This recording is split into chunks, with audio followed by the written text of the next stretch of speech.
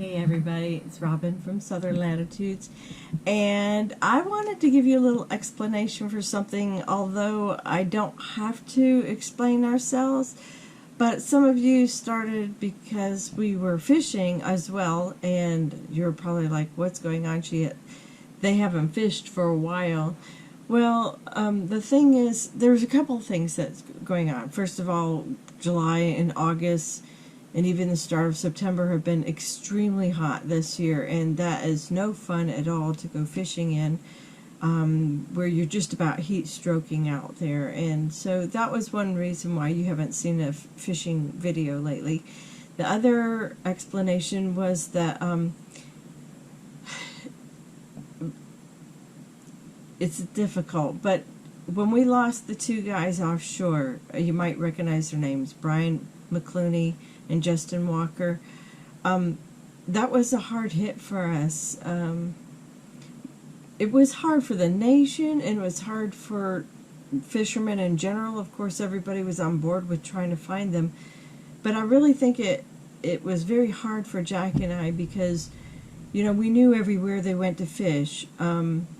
We'd seen their trailer out there. We took some flowers and we left them out there. In the truck were 2 baby car seats. You know, it was hard to really process through all that and accept that maybe we would never have the answers of what happened. For me in particular, I know that I wanted to know why and what happened. And probably everybody wants to know, but for different reasons. And for me in particular, it was like, how do we prevent this in our own lives? And we love fishing, as you know, and we have approximately the same boat size as Brian McClooney had. We have approximately, you know, we go to the same port. We catch approximately the same type of fish. We had been out to 8A, which they, you know, the news inaccurately reported that it was remote and it was, you know, 30 miles offshore. Well, both of those things are very inaccurate. 8A, where they were claimed to have gone fishing, and they were spotted there by the commercial fishermen, is actually one of the closest places you can go out and fish. You can catch bait there, you can go get kingfish there, in certain seasons you can get cobia there, you can get small black sea bass there. You know, we've been there 100 times. You either stop there on the way out or you stop there on the way back in. That must have been some sort of pine cone or something.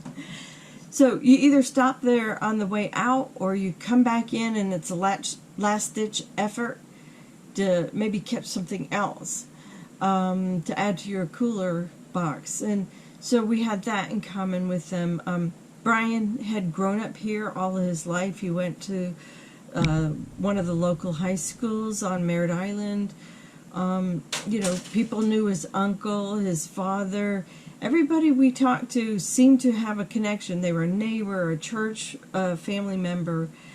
It was really hard. And then, of course, having the fishing in common, it really made Jack and I want to dig for those answers and figure it out and go over some hypothetical scenarios and how could we improve and what should we buy.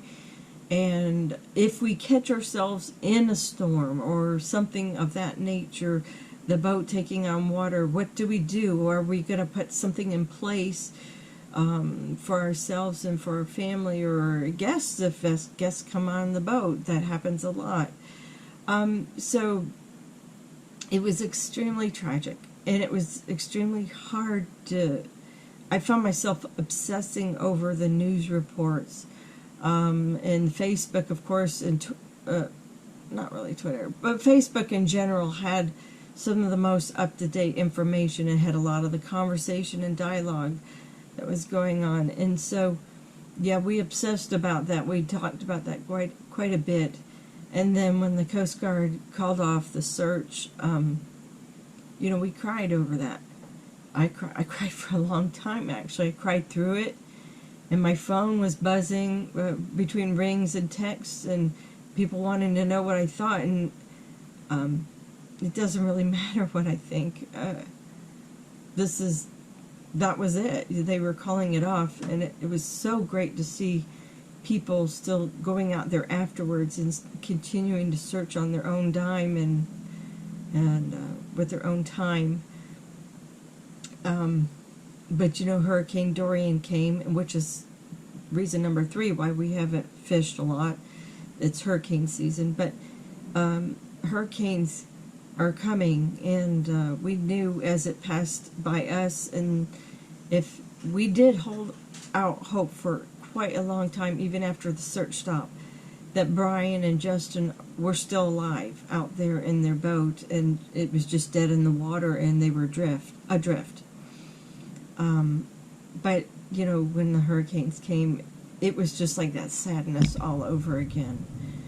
And so all we could do is just continue praying at night for Stephanie and Natasha, their wives, and of course the children. I don't know their names. Buddy. So, you know, we had a couple fishable weekends we could have gone out, but I just emotionally, I couldn't go there. I wasn't ready to do that. And as you know, like the hurricanes passed too, and last weekend we finally got back on the boat. It was here, you know, at the house, and we started cleaning it and putting things back in there, and I started finally having those urges to go fishing again. I miss the sea. It is part of who I am, and I love the ocean and all the different things we see when we're out there. But I have to say, I'm still grieving for those 2 men, and you can probably hear it. You know, I would love some more answers, not just for me, but for their families. So, with all that being said, maybe when we go out there, the next time we go out there, we'll have a little prayer vigil or something for them, and then we'll go fish hard. So, anyhow, that's some of the reasons why you haven't seen us fish lately.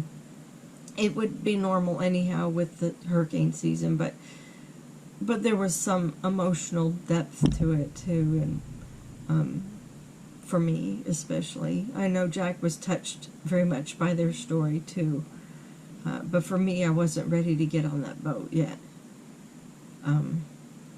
It's hard going out in the storms. We've been caught in the storms. We've been at risk. We survived it, and you know, you move on and you try to do things better. But I just wasn't ready. But I think I'll be ready in September, for sure. In October, these storms will be less, you know, frequent and maybe intense, less intense. So anyhow, I love you guys. I know I lost a couple subscribers probably because they thought we would never fish again. But really, it's just now coming good time again to go back out there, hit it hard with the boat, go put some meat in the cooler, in the freezers for the winter. That is something we really love to do. We don't fish necessarily just for sport of killing or just for catch and release. We really do keep in mind that fishing is for filling the freezer. So, and we hope to do, we were talking about it, we're hoping to do some more crabbing. We haven't done crabbing for a while. So we'd love to do that too, and bring you guys along with us for those videos. But for right now, you're going to see an upcoming snorkeling video. I'm about a third of the way editing through that. And you're going to see a lot more gardening because those garden tours are coming up. So thanks if you stayed with me through all of this. I know I got a little wordy and emotional through it, but I appreciate you guys understanding, and we'll be back at the fishing part pretty soon. Thanks, and God bless. I'm at the parking lot, and behind me is Brian McClooney and Justin Walker's truck, and there's some people laying some balloons, and I brought some flowers, and I'm gonna say a prayer, but it's been really hard. It's so sweet. I just met Carol and Rodney, who are long time family friends, and I felt so much better talking to them. And people are dropping off like water and beer and putting them in the bed of the truck for when they return home. There's flowers and candles and flags and ribbons and even a Coast Guard hat. So they're gonna come home. They're still out there somewhere.